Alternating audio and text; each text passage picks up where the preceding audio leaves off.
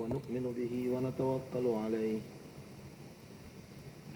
ونعوذ بالله من شرور أنفسنا ومن سيئات أعمالنا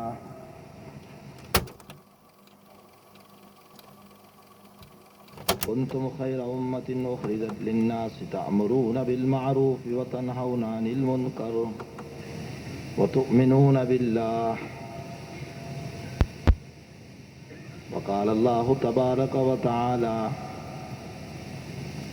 إن الله اشترى من المؤمنين أنفسهم وأموالهم بأن لهم الجنة وقال الله تبارك وتعالى إن الساعة آتية أكاد أخفيها لتجزى كل نفس بما تسعى صدق الله العظيم وصدق رسوله النبي الكريم ونحن على ذلك لمن الشاهدين والشاكرين والحمد لله رب العالمين. بزرگان محترم،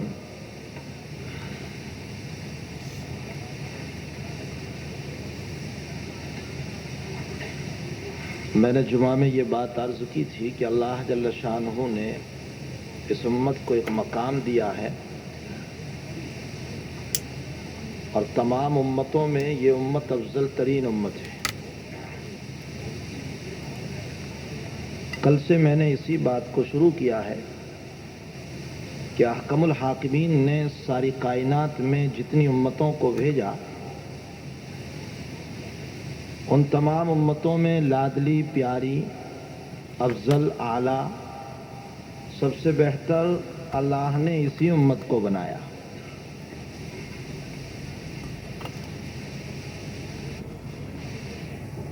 ویسے اس بات میں تو سبھی متفق ہیں کہ اللہ نے سب کو انسان بنایا. آدم سے لے کر قیامت تک کے سارے لوگ انسان ہیں.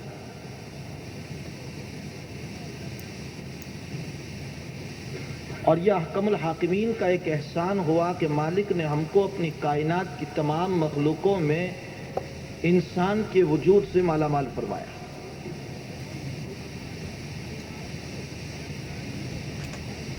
ورنہ اللہ تعالیٰ قادر مطلق تھا، وہ قادر مطلق ہے کہ کائنات کی کسی اور مخلوق میں ہمارا وجود دے دیتا. بے شمار اللہ کی مخلوق ہے، چرند و پرند ہے، جنگل کے درندے ہیں اور نہ معلوم کتنی مخلوق ہیں اللہ کی، ہمیں تو علم بھی نہیں. حیات الحیوان ایک کتاب ہے، علامہ ضمیری رحمۃ اللہ علیہ نے اس کتاب کو لکھا ہے. کسی نے کسی پر ریسرچ کیا اور کسی نے کسی پر محنت کی اور کسی نے کسی پر محنت کی. علامہ ضمیری رحمۃ اللہ علیہ نے جانوروں کی تحقیقات پر محنت کی. ہمارے اکابرین نے ایک ایک فن کو لے کر اس امت کے سامنے علم کو بہت اجاگر فرمایا. یہ آج جو ہم اجلے اجلے نظر آ رہے ہیں یہ ہمارا کمال نہیں ہے، یہ کمال ہے ہمارے اکابرین کا. ورنہ خدا پاک کی قسم نہ معلوم کون سے چرچوں میں اور کون سے مندروں میں ہم بھی گھنٹے بجاتے ہوتے. یہ ان لوگوں کی محنتیں ہیں کہ آج ہم ایک خدا کے سامنے سجدہ ریز ہو رہے ہیں. بہت محنتیں کی ہیں ہمارے اکابرین نے. اس پر مجھے بات یاد آ گئی کہ احکام المرجان فی احکام الجان ایک کتاب ہے. اس کا لکھنے والا لیکھک، اس کا رائٹر، اس کا مصنف حنفی عالم ہے اور انہوں نے اس پر محنت کی کہ جناتوں کے کیا مسائل ہیں. جناتوں کے مسائل پر کتاب لکھی اس لیے کہ بھائی جناتوں کے بھی مسائل ہیں. مثلا جناتوں کا یہ مسئلہ ہے کہ اگر وہ امامت کے لیے کھڑا ہو جائے تو اس کے پیچھے اقتدا کرنا کیسا ہے. یہ ایک مستقل مسئلہ ہے. انہوں نے اس کتاب میں یہ ثابت کیا ہے کہ اگر جنات امامت کے لیے کھڑا ہو جائیں تو اس کے پیچھے نماز پڑھنا جائز ہے.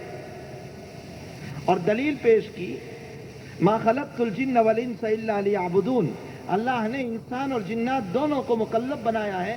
معلوم ہوتا ہے کہ جنات مکلف ہیں اور اس مکلف کے پیچھے مکلف نماز پڑھے گا تو ہو جائے گی.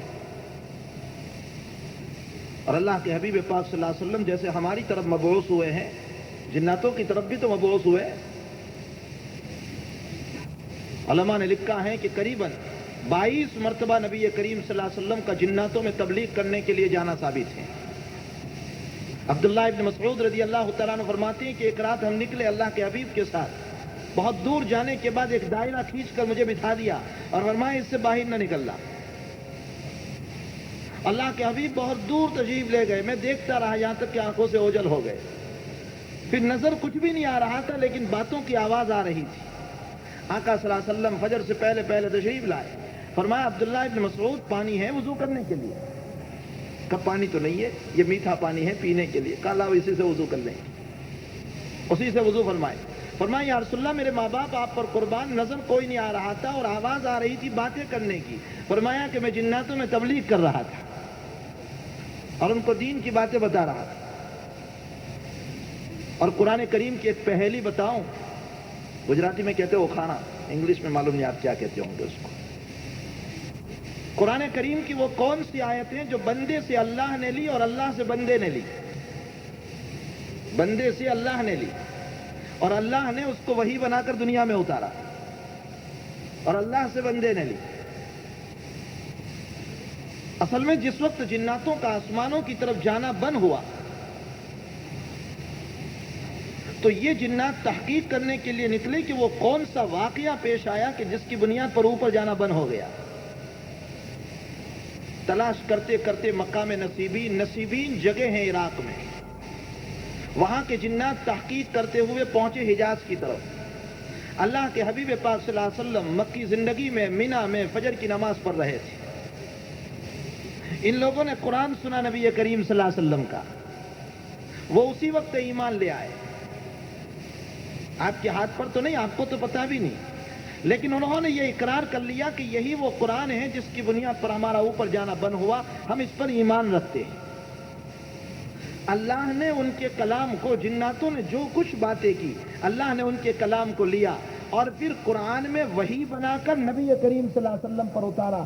قل اوحی الی انہ استمع نفر من الجن فقالوا انا سمعنا قرآنا عجبا. یہ جنات, اے پیغمبر تمہیں تو علم بھی نہیں, یہ یوں کہہ کر گئے یہ قرآن بڑا عجیب ہے. انا سمعنا قرآنا عجبا یہدی الی الرشد فآمنا بھی, یہ سیدھے راستے کی ہدایت کرتا ہے, ہم ایمان لے آئے اس پر. وَلَن نُشْرِكَ بِرَبِّنَا أَحَدًا, اور ہم اپنے رب کے ساتھ شرک نہیں کریں گے. تو بندے سے, جناتوں سے کلام لیا اللہ نے اور اللہ سے کلام لیا نبی کریم صلی اللہ علیہ وسلم نے. یہ اس میں پہلی ہے. تو جناتوں کے مستقلاً مسائل ہیں. مثلا اگر وہ ہماری عورتوں کے ساتھ نکاح کر لیں, یا کوئی مرد یوں کہہ رہا ہے کہ میرا نکاح اس کی عورت کے ساتھ ہو گیا, تو کیا یہ نکاح صحیح ہوگا؟ کیا توالد و تناسل کا مسئلہ اس میں ہو سکتا ہے؟ کیا اولاد کا سلسلہ اس میں جاری ہو سکتا ہے؟ اگر کوئی کسی کو پیسے دے گیا تو کیا اس کے پیسے لینا جائز ہوگا؟ مثلا کوئی جنات اس کو پیسے دے گیا تو کیا پیسے لینا جائز ہوگا؟ وہ کہا فرماتے ہیں کہ اس کا پیسہ لینا جائز نہیں ہے. اور وجہ اس کی یہ ہے کہ اس میں جہاں صدق کا احتمال ہے کہ یہ صحیح پیسے ہیں, وہاں کذب کا بھی احتمال ہے کہ وہ غلط پیسے کسی جگہ سے چوری کر کے لائے ہو. اور صدق اور کذب کا احتمال ہو تو اس صورت میں شک پیدا ہو جاتا ہے, اور شک کی بنیاد پر نہیں لیا جا سکتا. اسی میں ایک مسئلہ یہ بھی ہے کہ اگر کوئی جنات کھڑے ہو جائیں یہاں پر اور وہ یوں کہیں کہ رأیت رسول اللہ صلی اللہ علیہ وسلم, میں نے حضور پاک صلی اللہ علیہ وسلم کو دیکھا, تو وہ ہو گئے صحابی, کیا اس کو دیکھنے سے ہم تابعی بنیں گے؟ یہ ایک مستقلاً مسئلہ ہے. 1400 سال کے بعد کوئی کھڑا ہو جائے کوئی جنات اور یوں کہے کہ میں نے نبی کریم صلی اللہ علیہ وسلم کو دیکھا ہے, تو کیا ہم صحابی ہو سکتے ہیں؟ ظاہر سی بات ہے کہ مخصوص قیود ہے صحابی بننے کے لیے, تابعین بننے کے لیے. یہ نہیں کہ کئی متفق تابعین بن جائیں گے. حضور پاک صلی اللہ علیہ وسلم نے فرمایا میرے زمانے میں جو لوگ ہیں اور میرے بعد جو ہیں وہ تو صحابہ ہیں, اور ان کے بعد جو آئیں گے وہ تابعین ہوں گے. خیر القرون قرنی ثم الذین یلونہم ثم الذین یلونہم، صحیح روایت میں آپ نے بیان کر دیا. تو تابعین کا ایک زمانہ مقرر ہے، اب اس کے بعد کوئی تابعی نہیں ہو سکتا. اگر کوئی دعویٰ کرے تو غلط ہوگا. یہی وجہ ہے کہ 5ویں صدی ہجری کے اندر ایک صاحب پیدا ہوئے ہندوستان کی سرزمین پر، ان کا نام آپ نے سنا ہوگا، بابا رتن. اور بابا رتن نے یہ دعویٰ کیا کہ میرے گود میں نبی کریم صلی اللہ علیہ وسلم کو میں نے اٹھایا ہے. اور اس کے بعد جب انہوں نے توحید کا اور رسالت کا اعلان کیا تو میں ان پر ایمان لایا ہوں. یہ 5ویں صدی کے آدمی ہیں، 500 سال کے بعد، 400 سال کے بعد پیدا ہوئے، اور وہ یوں کہہ رہے ہیں کہ حضور کو میں نے اٹھایا، میں ان پر ایمان لایا ہوں. تو کیا ان کی صحابیت مسلم ہوگی؟ علامہ ذہبی رحمۃ اللہ علیہ بہت بڑے محدث ہیں، جن کا تذکرہ میں نے جمعہ کے اندر کیا تھا کہ جن کی موت کیسی آئی. اور میں نے یہ بتایا تھا کہ جو جس طرح کا کام کرتا ہے اس کی موت ویسے ہی آتی. اور اس پر میں نے بتایا تھا کہ ذہبی نے زندگی پر حدیثیں بیان کی تو مرتے مرتے بھی حدیث بیان کر کے گئے. امام مسلم نے زندگی پر حدیثیں بیان کی تو وہ مرتے مرتے بھی حدیث بیان کر کے گئے. امام ابو یوسف رحمۃ اللہ علیہ، ابو حنیفہ رحمۃ اللہ علیہ کے مائنہ شاگرد ہیں، مائنہ شاگرد. بچپن میں غربت کا زمانہ، والدہ ان کو کام کے لیے بھیجتی تھی. تو امام صاحب رحمۃ اللہ علیہ کی مجلس سے ان کا گزر ہوتا تو ایک دن 2 دن ان کو علم سے وابستگی ہو گئی، تعلق ہو گیا، وہ مجلس میں بیٹھنے لگے. تھے غریب، یتیم تھے. اب والدہ روزانہ کہہ رہی ہے کہ میں تجھے کام پر بھیجتی ہوں اور تو کچھ لے کر ہی نہیں آتا. اظہار کر دیا آپ نے کہ میں ابو حنیفہ کی مجلس میں جا کر بیٹھتا ہوں. اور بھائی بچے بچے ہوتے ہیں، لیکن کبھی کبھی بچے بہت کام کی بات کہہ دیتے ہیں. امام ابو حنیفہ رحمۃ اللہ علیہ بغداد کی گلیوں میں گزر رہے تھے. اتنے میں دیکھا کہ چند بچے کھیل رہے ہیں اور وہاں پر کیچڑ ہے. تو امام ابو حنیفہ رحمۃ اللہ علیہ نے ایک بچے سے فرمایا، بیٹے دوڑو مت، گر جاؤ گے، پاؤں ٹوٹ جائے گا، چوٹ لگے گی. تو بچے نے بڑا عجیب جواب دیا، فرمایا حضرت آپ اپنی فکر فرمائے، میری نہیں. اور پھر اس نے آگے کہا، اگر میں گر گیا تو صرف مجھے چوٹ لگے گی، اور اگر آپ گر جاؤ گے تو پوری امت کو چوٹ لگے گی. اگر آپ مسئلے میں پھسل گئے تو پوری امت کے اوپر اثر پڑ جائے گا، اس لیے آپ ذرا سنبھل کے قدم رکھیں. کبھی کبھی بچے بڑی کام کی بات کہہ جاتے ہیں. تو امام یوسف رحمۃ اللہ علیہ نے فرمایا کہ امام صاحب کی مجلس لگتی ہے اور میں وہاں پر بیٹھتا ہوں. فرمایا پیسے کا تو ٹھکانہ نہیں ہے، کھانے کا ٹھکانہ نہیں، اور مجلس میں بیٹھنے لگا. اب جب بچے سنتے نہیں تو استاد کی آ پڑتی ہے. یہ دنیا کا ایک دستور ہے کہ جب بچے نہیں سنتے تو استاد کی آ بنتی ہے. جیسے کہیں نہیں چلتا تو مسجد میں تو چلتا ہی اپنا. یہ دنیا والوں کا مسلمہ مسئلہ ہے. تو اب اس صورت میں کہیں بنی نہیں تو پہنچے استاد کے پاس ان کی والدہ، اور جا کر کے گالیاں دینا شروع کر دیا امام صاحب رحمۃ اللہ علیہ کو. اور کہا شرم نہیں آتی، غریب اور یتیم کے بچے کو گھر کی کفالت کا نظام نہیں. تو ابو حنیفہ رحمۃ اللہ علیہ نے فرمایا، مائی گھبراؤ مت، تمہارے بیٹے کی پیشانی سے علم چمک رہا ہے. اور فرمایا کہ میں یقین دلاتا ہوں کہ تمہارا بچہ ایک دن یہ بادام کا حلوہ تمہیں کھلائے گا، خود تو کھائے گا ہی، کھلائے گا. وقت گزرتا گیا، ابو یوسف زمانے کے امام بنے، ہارون رشید کے زمانے میں چیف جسٹس بنے، قاضی القضات. سب سے پہلے چیف جسٹس کا جس کو لقب ملا ہے وہ امام ابو یوسف رحمۃ اللہ علیہ، قاضی القضات. اور اکابرین کا بڑا عجیب دستور رہا ہے. علامہ ابو القاسم حیرہ رحمۃ اللہ علیہ حنفی عالم ہیں، بہت بڑے، ہارون رشید کے زمانے میں ابو یوسف کے شاگرد ہیں. وہ بھی اپنے زمانے میں جج تھے، لیکن چھوٹے، لوکل کورٹ کی یوں کہہ لو، وہ بھی جج تھے.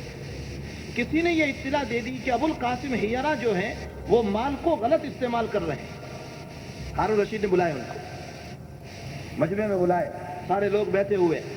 ابھی آگے کوئی بات کہیں اتنے میں ہارون رشید کو چھینک آئی تو سارے مجمع نے کہا یرحمک اللہ، لیکن ابو القاسم حیرہ کی زبان سے جواب نہیں نکلا یرحمک اللہ کا، دعا وعا کچھ نہیں. ہارون رشید نے کہا سارے لوگوں نے مجھے دعا دی اور آپ نے دعا نہیں دی مجھ کو.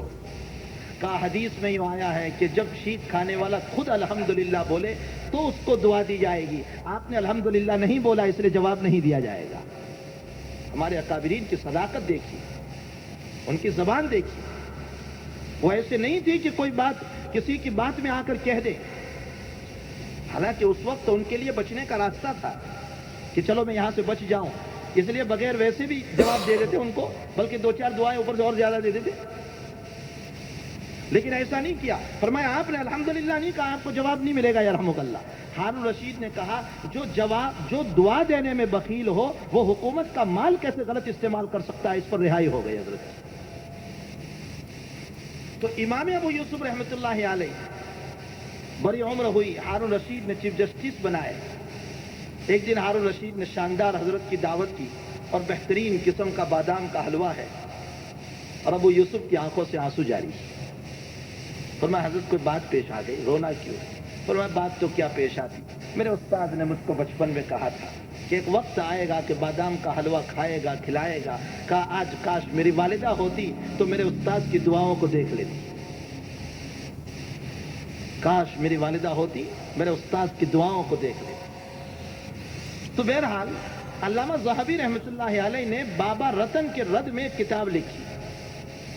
جو بابا رتن نے یہ دعویٰ کیا کہ حضور پاک صلی اللہ علیہ وسلم کو میں نے اٹھایا اور میں ایمان لایا ہوں, ان کے رد میں ایک مستقلاً کتاب لکھی, قصر الوسن علی رد بابا رتن, یہ کتاب کا نام ہے. یعنی اس بت کو توڑ دو جس نے 500 سال کے بعد پیدا ہو کر صحابیت کا دعویٰ کیا, اس بت کو توڑ دو, بابا رتن کی رد میں. تو عرض کرنے کا منشا یہ ہے کہ ہمارے اکابرین نے کوئی فن ایسا نہیں چھوڑا, کوئی مسئلہ ایسا نہیں چھوڑا کہ جو امت کے سامنے پیش نہ کیا ہو. یہ اور بات ہے کہ ہماری لا علمی ہے, کم علمی ہے, جس کی بنیاد پر ہمیں مسائل ہی معلوم نہیں, ورنہ ہمارے اکابرین نے تو بال کی کھال نکال کر امت کے سامنے پیش کر دیا ہے. شاہ ولی اللہ صاحب رحمۃ اللہ تعالی علیہ فرماتے ہیں کہ کسی نے مجھ کو سوال کیا کہ لڑکا اگر باپ کا وارث ہو تو دگنا حصہ ملتا ہے, اور اگر لڑکی وارث ہو تو سنگل حصہ ملتا ہے, لیکن اگر کوئی مخنث ہو تو اس کو کتنا ملے گا؟ حضرت کے سامنے مسئلہ پیش آیا. حضرت نے فوراً جواب دیا. فرمایا کہ غلبے کے اعتبار سے مسئلہ چلے گا, اس میں جو غالب علامت ہوگی اسی کے مطابق فیصلہ کیا جائے گا. اگر غالب علامت میں مذکر ہے تو اس کا فیصلہ کرو, اور اگر غالب علامت میں مؤنث ہے تو لڑکی کا فیصلہ کرو. ایک ایک مسئلے کی بال کی کھال نکالی ہے. اللہ کرے کہ ہم اپنی شریعت سے قریب آ جائیں.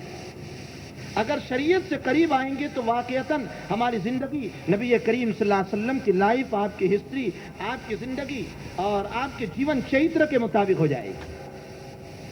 اور اگر ہم دور ہی رہے سرسری نظر, تو علامہ دمیری رحمۃ اللہ علیہ نے جانوروں پر ریسرچ کیا اور اس پر مستقلاً کتاب لکھی, اور اس کتاب میں بہت سارے جانوروں کا تذکرہ کیا اور جانوروں کی خصوصیت کو بھی بتایا.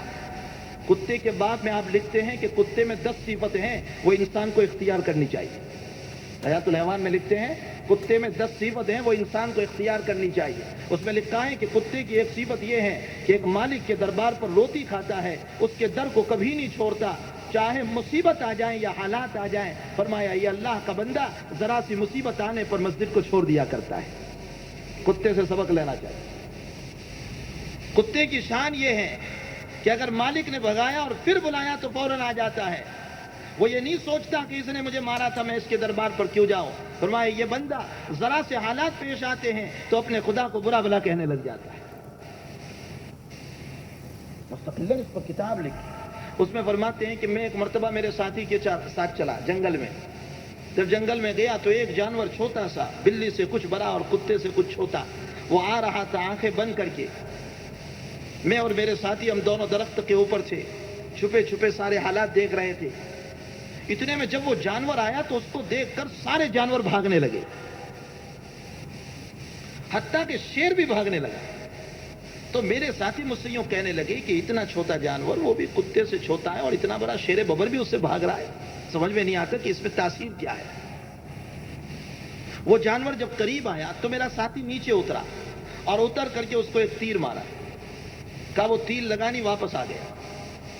دوسرا مارا تو ٹکرا کر پھر واپس آیا، لیکن جیسے ہی اس نے آنکھیں کھولی، وہ تو آنکھیں بند کر کے چل رہا تھا وہ جانور، اس نے آنکھیں کھولی اور میرے ساتھی کو دیکھا، اسی وقت غشی کھا کر میرا ساتھی وہیں پر انتقال کر گیا۔ علامہ دمیری رحمۃ اللہ علیہ فرماتے ہیں کہ جانوروں کی آنکھوں میں اللہ نے وہ تاثیر رکھی۔ خود بخاری شریف میں روایت ہے، نبی اکرم صلی اللہ علیہ وسلم فرماتے ہیں اگر ذوالطفلتین سانپ کہیں نظر آ جائے تم کو تو اس کو فوراً مار دینا۔ سانپ کے بھی مسائل ہیں، اب میں کس کس موضوع پر آپ کو بتاؤں، سانپ کے بھی مسائل، اور یہ سارے مسائل ہمارے اکابرین نے اللہ کے حبیب کی روایتوں سے ثابت فرمائے۔ عبداللہ ابن عمر رضی اللہ تعالیٰ عنہ نبی اکرم صلی اللہ علیہ وسلم سے نقل فرماتے ہیں کہ اگر تمہارے گھر میں سفید سانپ نکل آئے تو اسے نہ ماریو، اس لیے کہ وہ جنات ہوتا ہے۔ امام طحاوی رحمۃ اللہ علیہ فرماتے ہیں کہ اگر تمہارے گھر میں سفید سانپ نکل آئے تو اس کو 3 مرتبہ یوں کہو کہ تجھے اللہ کا واسطہ ہے تو چلا جا، اگر وہ نہیں جا رہا ہے تو پھر اس کو مار دو، اس لیے کہ امن ختم ہو گیا۔ اللہ کے حبیب فرماتے ہیں کہ ذوالطفلتین سانپ اگر کہیں نظر آ جائے، ذوالطفلتین سانپ اس کو کہتے ہیں جس کی دم چھوٹی ہوتی ہے اور بالکل کالا ہوتا ہے اور اس کے اوپر 2 لکیریں ہوا کرتی ہے، یہ خود نبی نے وضاحت فرمائی۔ اور پھر اس کے اوپر فرمایا اگر تم کو وہ سانپ کہیں نظر آ جائے تو اسے مار دیجیے، اس لیے کہ اس کی آنکھوں میں وہ تاثیر ہے کہ اگر وہ آنکھ کھول کر کے حاملہ کو دیکھ لے گا تو اس کا حمل گر جائے گا۔ یہ بخاری شریف کی روایت ہے۔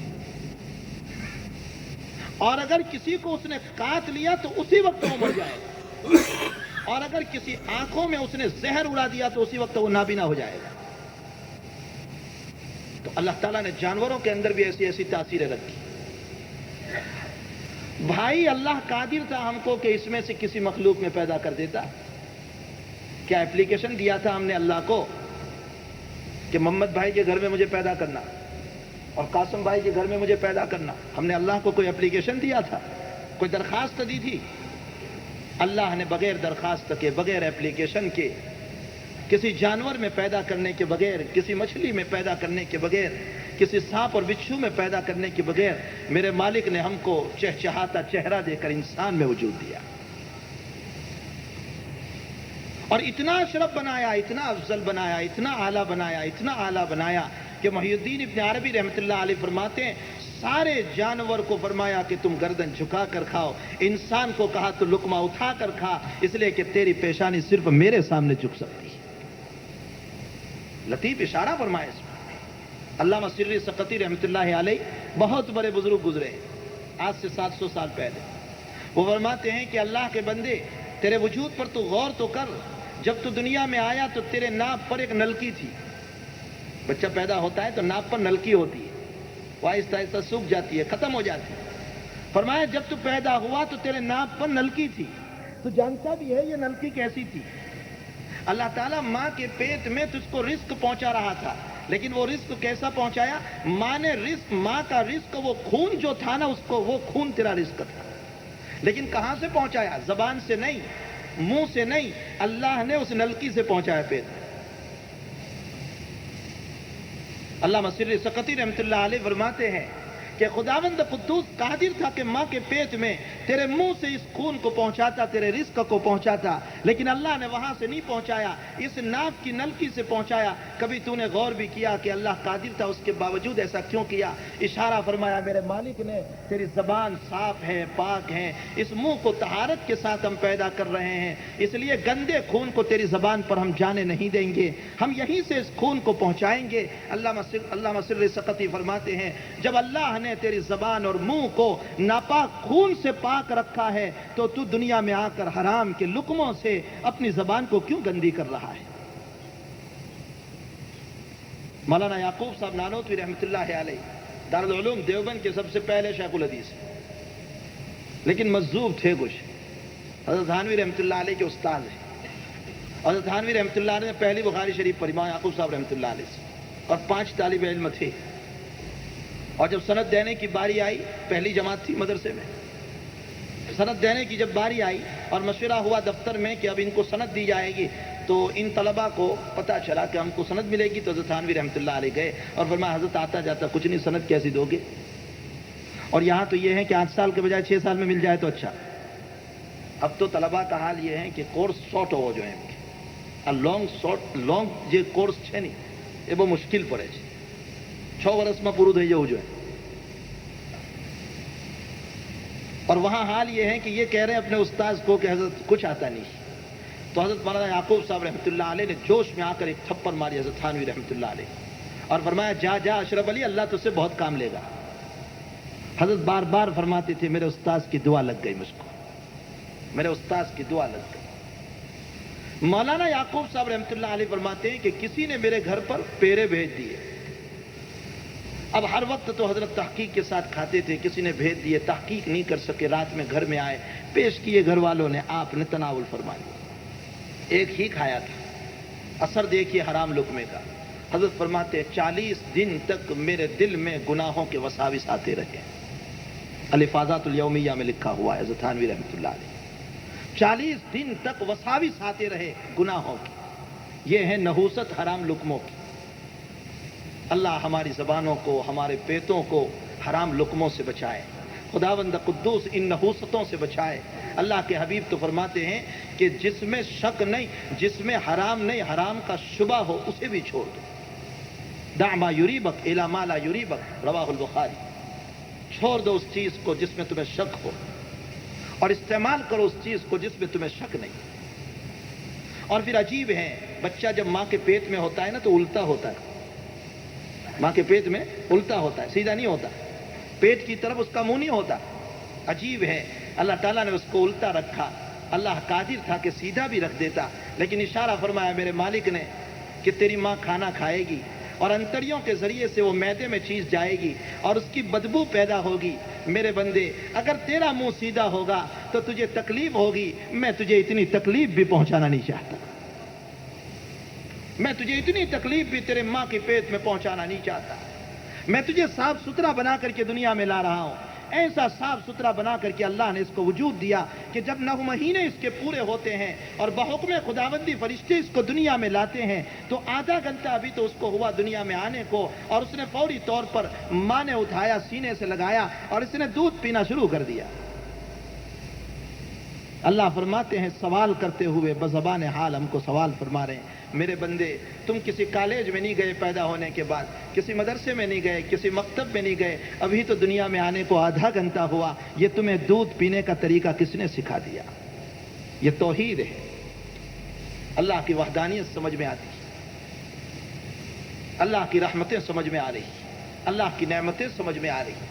اور پھر انسان جیسے جیسے بڑا ہوتا چلا گیا اللہ تعالیٰ اس کو نعمتوں سے مالا مال کرتا چلا گیا. جیسی اس کی زندگی بنی اللہ نے ویسی نعمت اس کو عطا فرمائی. جیسی اس کی زندگی بنی ویسی ہی اللہ تعالیٰ نے اس کو نعمت عطا فرمائی. اور پھر جب یہ بالغ ٹھہرا اور بالغ ٹھہرنے کے بعد گناہ پر بھی اگر تلا تو پھر بھی اللہ فرماتے ہیں میرے بندے جب میں نے تجھ کو علم دیا, علم کی مشینریاں دی. قرآن کریم میں اللہ فرماتے ہیں میں نے تجھ کو علم کی مشینریاں دی, کان دیے, آنکھیں دی, دماغ دیا, دل دیا, سونگنے کے لیے ناک دیا, زبان دی تاکہ تو علم حاصل کرے. لیکن جب تو نے علم حاصل کیا اور پھر ثم اشتد عضدک, روایت میں حدیث قدسی کے الفاظ ہیں ثم اشتد عضدک, تیرے بازو مضبوط ہو گئے, کماتا ہو گیا, اچھے پیسے لاتا ہو گیا اور ذرا پہلوان قسم کا لگنے لگا, تو اللہ کہتے ہیں ہاں میری دی ہوئی نعمت پر مجھ ہی سے بازو لڑانے لگا.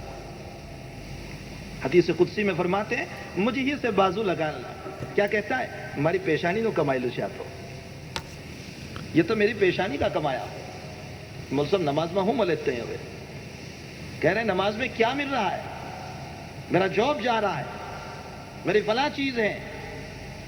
دنیا بھر کا بگاڑ دنیا کی وجہ سے ہماری زندگیوں میں آ گیا. اور بغاوت کا یہ عالم میرے بھائیوں, بغاوت کا یہ عالم ہو چکا ہے علمان الحفیظ کہ اس وقت حیدرآباد کے اندر ایک آدمی پیدا ہو رہا ہے جو یوں کہہ رہا ہے کہ عشاء اور فجر کی نماز کو اسلام میں سے نکال دینا چاہیے اس لیے کہ لوگوں پر یہ نماز بھاری پڑ رہی ہے. یہ بغاوت کا عالم ہے انسانوں کی. پھر میرا مالک رحمت اتار دے, ارے رحمت نہیں, وہ تو ہلاک کرے گا. اگلی قوموں نے جتنے کام کیے یہ امت وہ سارے کام کر رہی ہے. اگر لوط علیہ السلام کی قوم نے عورتوں کو چھوڑ کر مردوں سے بے حیائیوں کے کام کیے, کیا یہ اس امت نے قانون نہیں بنایا؟ اس امت نے قانون بنا کر کے حلال قرار دیا اس کو. حضرت نوح علیہ السلام کی قوم نے نوح کا کہا نہیں مانا، اس امت نے اپنے نبی کا کہا نہیں مانا۔ ارے چھوڑو غیروں کو، جو مومن اپنے آپ کو مومن کہتا ہے اور اس کے نبوت کے دعوے کر رہا ہے، ذرا چہرہ تو دیکھ لیں، ذرا زندگی تو دیکھ لیں، حضور سے بغاوت پر آئی ہوئی ہے۔ حضرت مدنی نور اللہ مرقدہ کے ایک مرید تھے، ابھی تو بیعت ہوئے، ان کے چہرے پر داڑھی نہیں، حضرت نے کچھ نہیں کہا ان کو، 2 4 10 مرتبہ وہ آتے گئے۔ اس کے بعد حضرت نے فرمایا، بیٹے اگر تمہارا اچانک انتقال ہو جائے اور تمہیں قبر میں سلایا جائے، اور قبر میں جب قبر کو پھاڑا جائے اور حضور پاک صلی اللہ علیہ وسلم کو تمہیں دکھایا جائے اور یہ کہا جائے وہ کون نظر آ رہا ہے، سوال تو ہوگا نا نبی سے متعلق، صحیح روایتوں میں ہے نہ اللہ کون ہے، کس کو مانتے تھے تم دنیا میں، کس کی شریعت پر چلتے تھے؟ فرمایا کہ نبی کو بتایا جائے کہ بتاؤ وہ کون ہے، تم کہو میرے نبی ہیں، اور حضور کہے نا تو میرا امتی نہیں تو تیرا کیا ہوگا۔ اگر اللہ کے نبی منع کر دیں کہ تو میرا امتی نہیں، تجھ میں میرے اخلاق کہاں، تجھ میں میری صورت کہاں، تجھ میں میری صفات کہاں، کہاں تو اور کہاں میری شریعت۔ غیروں نے تو آپ کو زندگی میں چین نہیں دیا، ہم تو آپ کو مرنے کے بعد بھی چین نہیں دے رہے۔ ہر جمعرات اور ہر پیر کو میرے اور آپ کے اعمال پیش ہو رہے ہیں نام لے لے کر، جس وقت میرے گندے اعمال میرے آقا کے سامنے پیش ہوتے ہوں گے، جس وقت میرے گندے اعمال میرے آقا کے سامنے پیش ہوتے ہوں گے، ان پر کیا گزرتی ہوگی کہ یہ دین کے ٹھیکہ لینے والے اور اپنے آپ کو مومن کہنے والے اور اس کے نبوت کا دعویٰ کرنے والے اور ان کی زندگیوں کا یہ حال۔ اگر اگلی قوموں نے جتنی برائیاں کی ہے، یہ امت اس پر تلی ہوئی ہے، اور آقا صلی اللہ علیہ وسلم کہہ کر گئے ہیں شبرن بے شبری، میری قوم ان کے قدم بقدم چلے گی، ان کے قدم بقدم چلے گی۔ لیکن یہ نبی کی دعاؤں کا صدقہ ہے کہ جی رہے ہیں، اللہ کے حبیب کی دعاؤں کا صدقہ ہے کہ اللہ میری امت کو تو ہلاک نہ کرنا، یہ نبی کی دعاؤں کا صدقہ ہے کہ اس سرزمین پر ہم چل رہے ہیں اور ہم جی رہے ہیں۔ بہرحال میرے بھائیوں، اللہ نے ایک چلتا پھرتا حسین مجسمہ ہم کو بنایا اور کتنے ساری نعمتوں سے ہم کو مالا مال فرمایا۔ اللہ فرماتے ہیں تم مشتد عضدک، جب تیرے بازو مضبوط ہو گئے، تو نے علم حاصل کر لیا اور کماتا ہو گیا، تو اس صورت میں تو کہتا ہے کہ یہ تو میرا کمایا ہوا ہے۔ اللہ کہتے ہیں مجھ سے بازو لڑانے لگا۔ پھر بھی اللہ اس حدیث قدسی میں فرماتے ہیں کہ زندگی بھر مجھ سے بغاوت کرنے کے باوجود عالم سکرات سے پہلے اگر تو میرے در پر آ کر سچی توبہ کر لے گا، پھر بھی میں تجھے معاف کر دوں گا، میں تجھے بخش دوں گا۔ یہ اللہ کی رحمت ہے۔ اسی لیے عقائد کا ایک متفقہ مسئلہ ہے، علماء سے معلوم کر لینا، اللہ مؤثر تو ہیں متاثر نہیں ہے، اللہ فاعل تو ہیں لیکن منفعل نہیں، فرق ہے۔ فاعل کا معنی کرنے والا، اللہ کرنے والے، لیکن منفعل نہیں ہے کہ میرے کسی کام کو دے کر جوش میں آ جائے، منفعل نہیں۔ اللہ مؤثر تو ہیں، اثر کر رہے ہیں، اسی کا اثر ہے کہ ہم جی رہے ہیں۔ کل یوم ہوا فی شان، اس کی مختلف شان ہے، کسی کو جلاتا ہے اسی وقت میں کسی کو مارتا بھی ہے، کسی کو ترقی دیتا ہے اسی ساتھ میں اسی سیکنڈ میں دوسرے کو ذلیل بھی کر دیتا ہے۔ کل یوم ہوا فی شان، تو مؤثر ضرور ہیں لیکن متاثر نہیں ہے اللہ۔ متاثر کا مطلب ہمارے کسی کام کی بنیاد پر اللہ فوراً جوش میں آ جائے، اللہ ایسا، اللہ منتقم المزاج نہیں، منتقم المزاج تو ہم ہیں۔ کیسا ہمارا انتقام، کیسے ہم متاثر، کیسے ہم منفعل۔ کسی نے میرے خلاف کوئی معاملہ کر دیا تو فوری طور پر کیا کہہ دوں گا، رمضان معاونی زکوٰۃ لیوا، ہاں میرے پیسوں سے تو برا ہوا اور میرا کام نہیں کیا تو نے، آؤ رمضان ماہ۔ یہ میں وہاں کی بات کر رہا ہوں، ہندوستان میں جو چلتا ہے۔ حالانکہ وہاں میں کہتا ہوں کہ وہ تمہارے ہی پیسے نہیں ہوتے، وہ تو بیچارے دوسروں کے ہوتے ہیں، وہ تو کوئی یہاں سے بھیجتا ہے، ان کی زکوٰۃ ہوا کرتی ہے۔ تو بہرحال ہمارا حال یہ ہے کہ اگر ہم کو کسی معاملے میں غصہ آ جائے تو 20 منٹ تک ہماری آنکھیں سرخ رہتی ہیں، ہم جلال میں، غصے میں۔ جلدی ہمارا غصہ ٹھنڈا نہیں ہوتا چاہے کوئی کتنا ہی پانی پلائے۔ بخلاف اللہ کی شان کیا ہے؟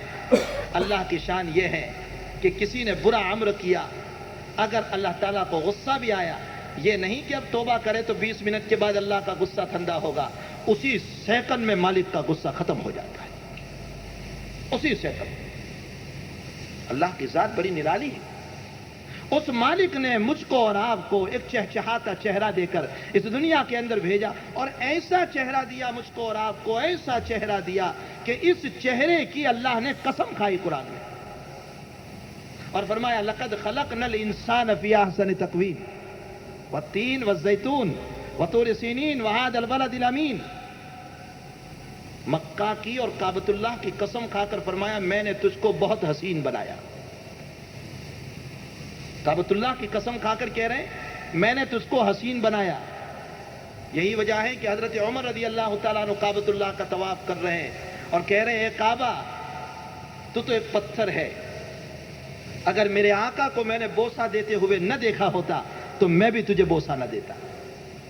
لا تنفع منک ولا تضر، تجھ سے نفع بھی نہیں پہنچتا، تجھ سے نقصان بھی نہیں پہنچتا، تو ایک پتھر ہے، میرے آقا نے تجھ کو بوسہ دیا اس لیے میں تجھ کو بوسہ دے رہا ہوں، اور میرے آقا نے تیرا حکم دیا طواف کا اس لیے میں تیرے چاروں طرف طواف کر رہا ہوں۔ پھر حضرت عمر نے فرمایا سن لے کعبہ، ایک مسلمان کی عزت تجھ سے بھی زیادہ قیمتی ہے، اس لیے کہ تجھ کو توڑنے کے بعد دوبارہ بنایا جا سکتا ہے، مومن کی عزت کو گرانے کے بعد دوبارہ نہیں جوڑا جا سکتا۔ اگر معافی بھی مانگ لیں گے تو کیا ہوگا، قلب میں اثر تو رہ گیا۔ اللہ نے ایسے کعبہ کی قسم کھا کر فرمایا لقد خلقنا الانسان فی احسن تقویم، ہم نے تو تم کو بہت بہتر صورت میں بنایا، ایسی صورت ہم نے کسی کو نہیں دی، کسی کو ایسی صورت اللہ نے نہیں عطا فرمائی۔ آپ غور کر لیں جانوروں میں، حضرت شاہ عبدالعزیز صاحب محدث دہلوی رحمۃ اللہ علیہ کے پاس ایک آدمی دورہ آیا اور فرمایا کہ حضرت عجیب مسئلہ ہو گیا ہے۔ فرمایا کیا ہوا؟ کا مسئلہ یہ ہوا کہ میں اپنی بیوی کے ساتھ رات میں بیٹھا تھا، میری بیوی بڑی حسین ہے، رات 14ویں رات کا چاند چمک رہا تھا، میری زبان سے یہ جملہ نکل گیا کہ اگر تو چاند سے زیادہ حسین نہ ہو تو تجھے طلاق۔ مسئلہ عجیب پیش آ گیا۔ اب میری بیوی کہنے لگی کہ میں چاند سے زیادہ تو حسین ہوں نہیں، اس لیے لا محالہ طلاق مجھے پڑ جائے گی۔ تو وہ تو چلی گئی اپنے گھر، اور مجھے اس سے بڑی محبت ہے، اس کو مجھ سے محبت ہے، میری زندگی کا ہوگا کہ حضرت کوئی راستہ نکال دے۔ مفتیوں کے پاس اسی لیے آتے ہیں کوئی راستہ نکل جائے، کوئی راستہ نکال دے اس میں۔ اور جب شاہ عبدالعزیز صاحب رحمۃ اللہ علیہ کو اللہ تعالیٰ نے علم وافر عطا فرمایا، ہمارے اکابرین میں حضرت شاہ ولی اللہ صاحب رحمۃ اللہ علیہ کے فرزند ہیں، تفسیر عجیزی لکھی ہے حضرت، علماء کرام جو ہیں وہ جانتے ہیں، صرف 3 پاروں کی تفسیر لکھی، زندگی نے وفا نہیں کی، انتقال ہو گیا۔ اگر زندگی وفا کرتی اور تفسیر پوری ہو جاتی تو علامہ انور شاہ صاحب اتنا بڑا جلیل القدر عالم، رضا مصری مصر کے بہت بڑے عالم، دارالعلوم دیوبند میں تشریف لائے اور 3 دن قیام کیا، اور آخری دن جب حضرت کے شاہ صاحب کے درس میں بیٹھے تو درس کو سن کر کے فرمایا یہ کتابی علم نہیں ہے، الہامی علم ہے۔ اور پھر اس کے بعد فرمایا اگر میں انور شاہ کے درس میں نہ بیٹھتا تو شاید میں یہ کہتا کہ ہندوستان سے حدیث ختم ہو گئی۔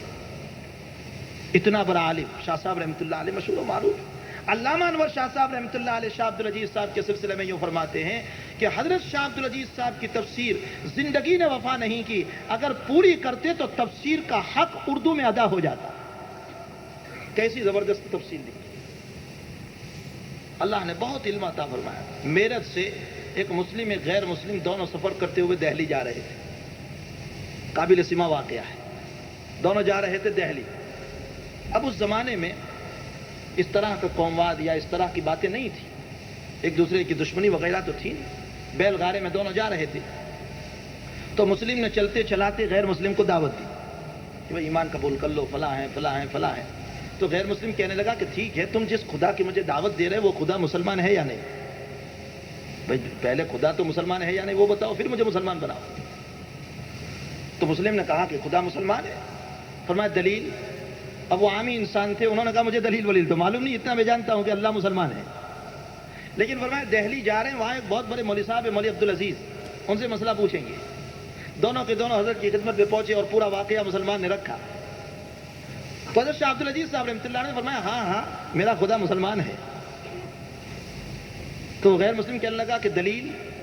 تو کہنے لگے دیکھو اللہ تعالیٰ قرآن کریم میں یوں فرماتے ہیں فَاذْبَحْ بَقَرَةً، پہلے ہی پارے کے 8ویں رکوع میں، فرمایا گائے ذبح کرو، اور مسلمان ہوگا وہی گائے ذبح کرنے کا حکم دے گا، کوئی غیر مسلم تھوڑا ہی دے گا۔ فرمایا میرے خدا نے گائے ذبح کرنے کا حکم دیا ہے، معلوم ہوتا ہے میرا خدا مسلمان ہے۔ دلیل پر تو اشکال ہو سکتا ہے، لیکن حضرت نے اس وقت ایسا جواب دے دیا اور وہ قرآن سے اس کو ثابت کر کے بتا دیا کہ وہ اس وقت اسلام لے آیا۔ حضرت نے مصلی بچھایا، سنیے اب آگے تواضع، مصلی بچھایا، کھڑے ہوئے، اللہ اکبر، 2 رکعت نماز پڑھی۔ جب ان واقعوں کو ہم پڑھتے ہیں تو ہمیں معلوم ہوتا ہے کہ ہم کتنی اطراحت پہ آ گئے۔ 2-4 بات کر لیتے ہیں تو سمجھتے ہیں ہم بہت بڑے علامہ بن گئے، 2-3 نمازی بن گئے تو ہم سمجھتے ہیں کہ اوپو ہم نے بہت بڑا کام کر لیا۔ شاہ عبدالعزیز صاحب نے مصلی بچھایا اور اللہ سے دعا فرمائی، میرے مالک، میرا اس میں کوئی کمال نہیں ہے، اس کی تو ہدایت کا وقت آ ہی چکا تھا، تو نے مجھ کو استعمال کر لیا۔ اس کی ہدایت کا وقت تو نے مجھ کو استعمال کر لیا، ہمارے ہاتھوں سے اچھا کام ہو اللہ کی طرف اس کو منسوب کریں، ہم اپنی طرف اس کو منسوب نہ کریں۔ اگر میری وجہ سے کوئی نمازی بن گیا، میں اللہ کی طرف اس کو منسوب کروں، یہ اللہ میرا کوئی کمال نہیں، اس کی تو ہدایت کا وقت تھا، میں نے اس کو کہہ دیا، تو نے مجھ کو استعمال کر لیا، اس کے ثواب میں میرا حصہ لگا دیا۔ اور اگر برا کام ہو جائے تو اپنے نفس کی طرف منسوب کرو، یہ اللہ یہ میرے نفس کی شرارت ہے، یہ میرے نفس کی خباثت ہے جس کی بنیاد پر مجھ سے یہ کام ہوا۔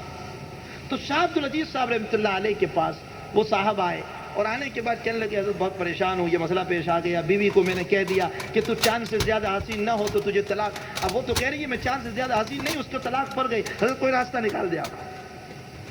حضرت نے فرمایا کہ جب شرط پائی گئی تو مشروط پایا جائے گا، طلاق پڑ گئی، جب چاند سے زیادہ حسین نہیں ہے تو لامحالہ طلاق پڑے گی۔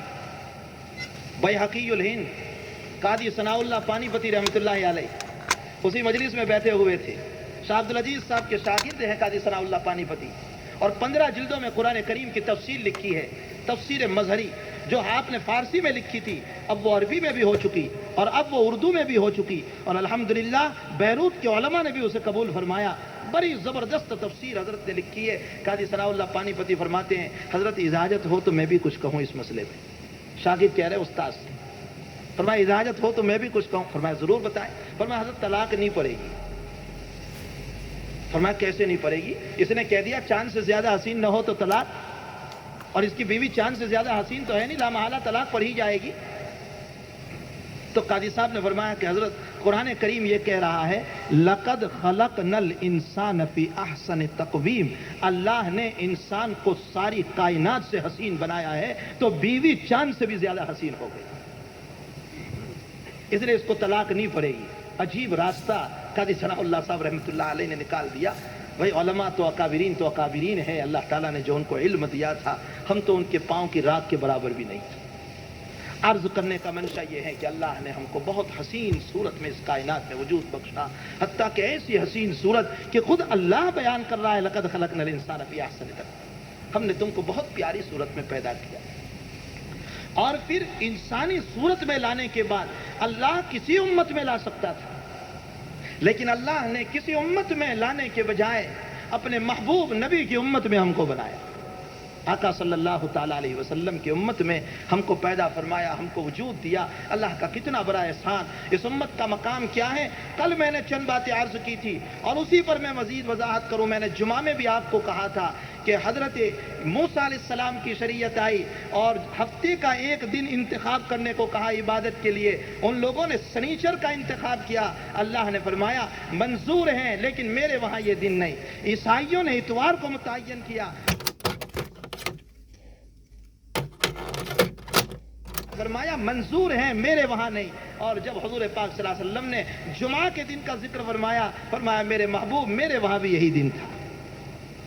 یہ جمعہ اللہ کا انتخاب کیا ہوا دن ہے، اسی لیے اس کے فضائل، اس کے مناقب، اتنے سارے فضائل، اتنے سارے مناقب۔ فرمایا کہ جب زوال کے بعد کا وقت شروع ہوتا ہے تو جب تک خطبہ شروع نہیں ہوتا فرشتے دفتر لے کر کھڑے رہتے ہیں، اور درمیان کا جتنا وقت ہوتا ہے آدھا پونا گھنٹہ 1 گھنٹہ، اس کو 5 حصوں میں تقسیم کر لیتے ہیں، 10-10 منٹ مثلا، اور پھر پہلی 10 منٹ میں جو آتا ہے کو اونٹ کے ذبح کرنے کا ثواب، گائے کے ذبح کرنے کا ثواب اور بکری کے ذبح کرنے کا ثواب، اور جہاں خطبہ شروع ہو گیا کہ فوری طور پر فرشتے دفتر لپیٹ